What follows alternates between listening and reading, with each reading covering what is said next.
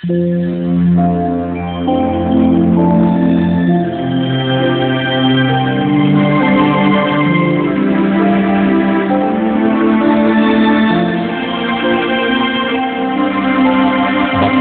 ang bumabasa at ang nangakikinig ng mga salita ng hula at tumutupad ng mga bagay na nasusulat doon, sapagkat ang panahoy malapit na.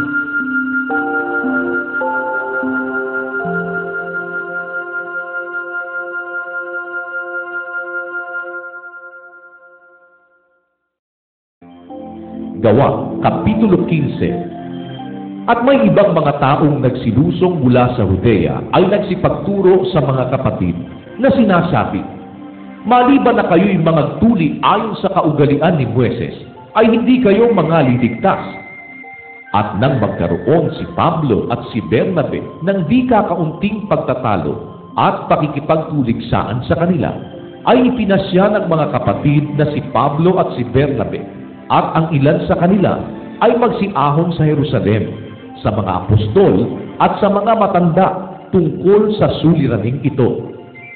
Sila nga, palibhasa'y inihatid ng iglesia sa kanilang paglalakbay, ay tinahak ang Phoenicia at Samaria na isinasaysay ang pagbabalik loob ng mga hintil, at sila'y nakapagbigay ng malaking kagalakan sa lahat ng mga kapatid.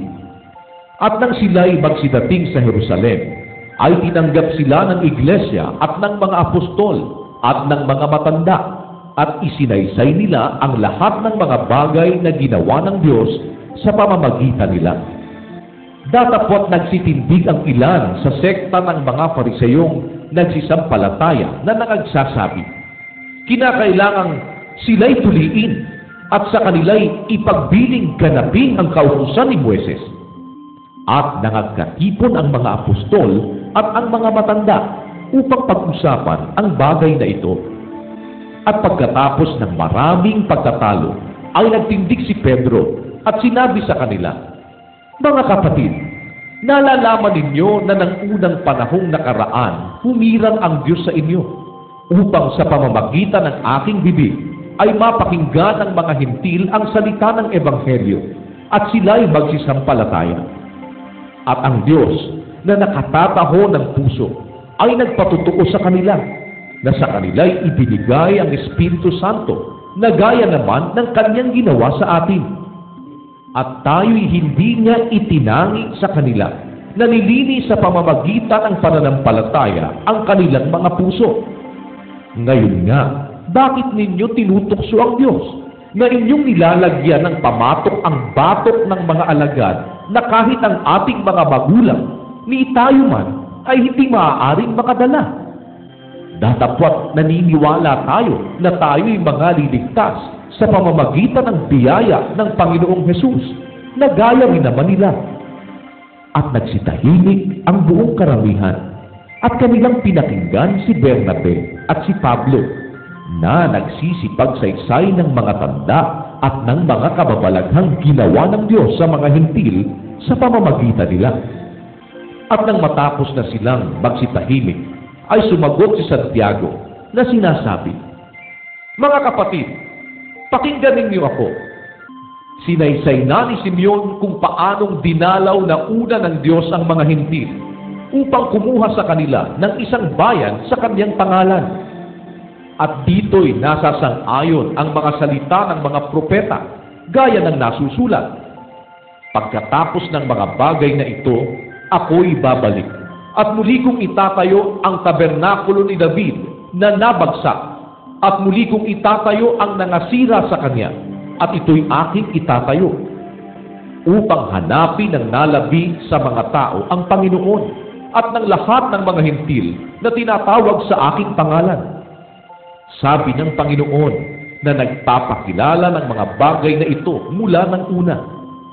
Dahil dito'y ang hatol ko, ay huwag nating gambalain yaong sa mga hintil ay nangagbabalik loob sa Diyos, kundi sumulat tayo sa kanila na sila'y magsilayo sa mga ikahahawa sa Diyos-Diyusan at sa pakikiapid at sa binigti at sa dugo. Sapagkat si Moises mula ng unang panahon ay mayroon sa bawat bayan na nangangaral tungkol sa Kanya. Palibhasa ay binabasa sa mga sinagoga sa bawat Sabat. Nang magkagayoy, minagaling ng mga apostol at ng matatanda, pati ng buong iglesia, na magsihirang ng mga tao sa kanilang magkakasama at suguin sa Antioquia na kasama ni Pablo at ni Bernabe, si Judas na tinatawag na Barsabas at si Silas na mga nangungulo sa mga kapatid. At nagsisulat sila sa pamamagitan nila, ang mga apostol at ang mga matanda, mga kapatid, sa mga kapatid na nangasa mga hentil sa Antioquia at Syria at Cilicia ay bumabati.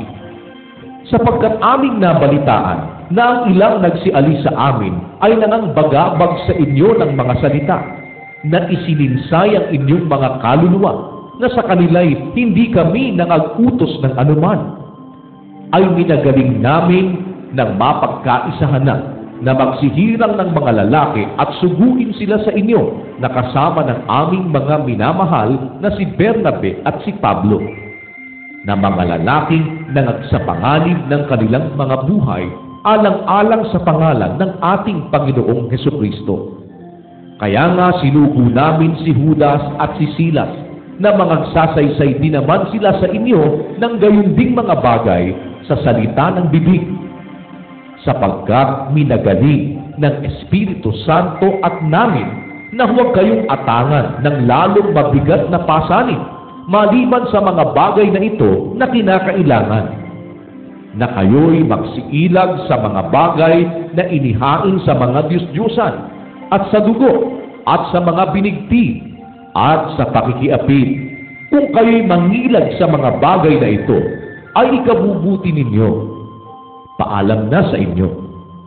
Kaya nga, nang sila'y mapayao na, ay nagsilusong sa Antioquia, at nang matipon na nila ang karamihan, ay kanilang ibinigay ang sulat. At nang ito'y kanilang mabasa na, ay nangagalak dahil sa pagkaaliw. Si Judas at si Silas, palibhasa'y mga propeta rin naman, ay inaralan ang mga kapatid ng maraming mga salita, at sila'y pinapagtibay. At nang sila'y makapaggugol na ng ilang panahon doon, ay payapang pinapagpalik sila ng mga kapatid sa mga nagsipagsugo sa kanila. Datapwat minagaling ni Silas ang matira roon.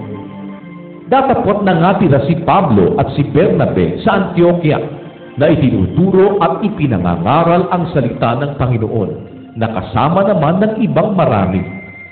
At nang makaraan ng ilang araw, ay sinabi ni Pablo kay Bernabe, pagbalikan natin ngayon at dalawin ang mga kapatid sa bawat bayang pinangaralan natin ng salita ng Panginoon, at tingnan natin kung ano ang lagay nila.